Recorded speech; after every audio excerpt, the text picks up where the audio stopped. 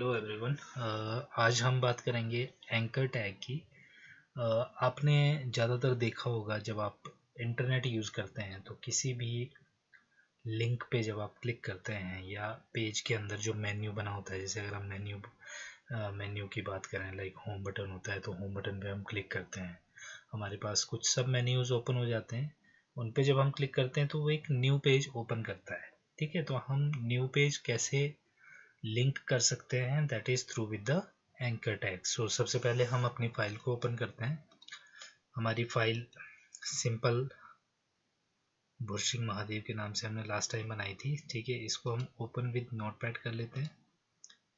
ये हमारा नोटपैड का कोडिंग हो गया और इसी फाइल को हम यहाँ से डबल क्लिक करके क्रोम पे भी ओपन कर लेते हैं। तो आप देखेंगे कि हमारी जो प्रीवियस फाइल हमने क्रिएट की थी वो हमारे पास डिस्प्ले हो रही है। ठीक है, इसका मैंने सिर्फ बैकग्राउंड कलर चेंज किया है, बाकी इसमें कोई चेंजेस नहीं है।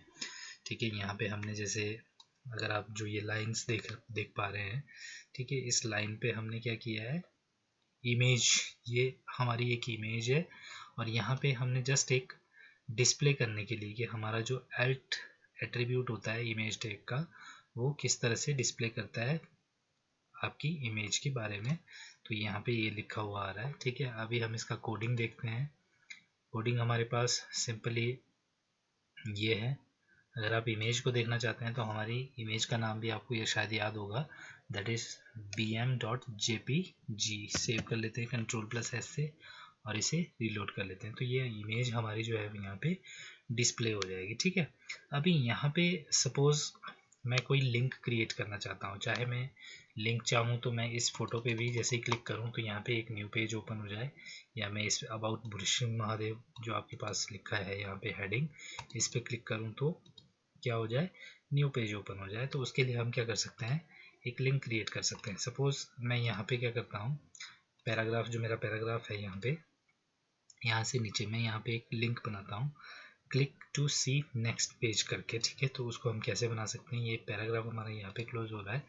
आफ्टर दैट हमने क्या करना है, एंकर टैग का इस्तेमाल किया, that is through A for anchor, H reference जो है दैट इज़ इट्स एट्रीब्यूट। मैं इसका थोड़ा सा आपको डिटेल में समझा देता हूँ कि एच रेफरेंस और एंकर टैग में क्या डिफरेंस है। सो यहाँ पे हम फाइल को ओपन करते हैं जो हमारे पास माइक्रोसॉफ्ट ऑफिस के अंदर बनी हुई है। उसके लिए हमने रिसेंटली अभी जो, अगर हम देखें यहाँ पे, दैट इज़ HTML। ये हमारे पास एक मेन फाइल है HTML का, जो आप लोगों से मैंने नोट्स के बतौर शेयर भी किया है। सो यहाँ पे हमारे पास अगर हम बात करें एंकर टैग की, यहाँ तक हमारा कंप्लीट हो चुका था। ये सारे एट्रीब्यूट्स जो हैं, आपकी इमेज टैब क्या है, ये एट्रीब्यूट्स हमने कवर कर लिए थे।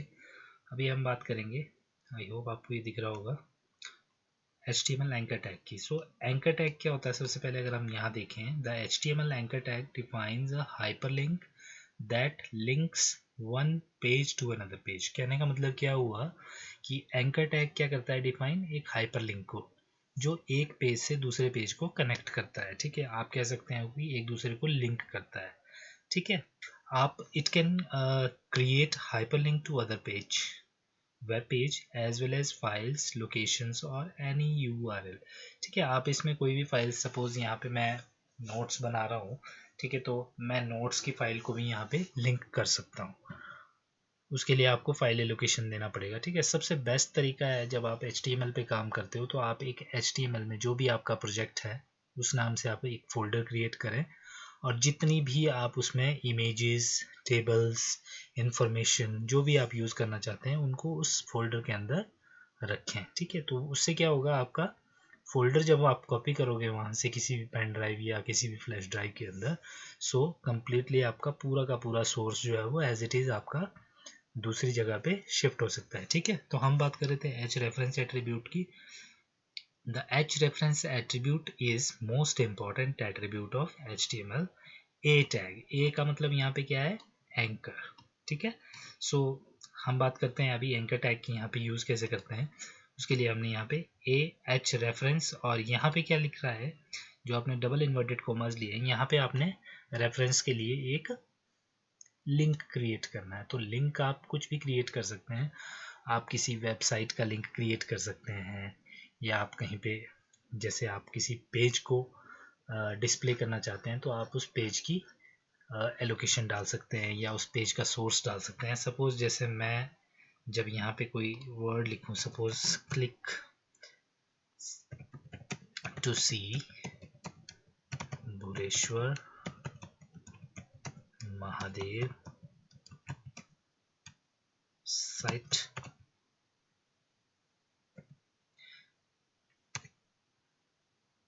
और मैं जैसे click to see Ginni Ghat view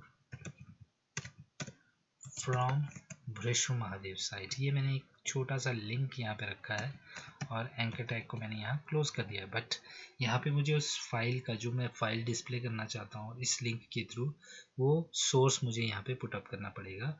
so सबसे पहले हम देखते हैं हमारी फाइल कहाँ पे है। That is in my computer E drive, और ये मैंने एक सिंपल सा, आपके पास ये सोर्स है हमारा, ये मेरा फोल्डर है। सो सपोज़ मैं ये गिन्नी घाट नाम की फ़ाइल, जी नाम से मेरी फ़ाइल है, इसको यहाँ पे पुट अप करना चाहता हूँ। मैंने gg.jpg लिख लिया यहाँ पे, बिकॉज ये एक jpg इमेज है।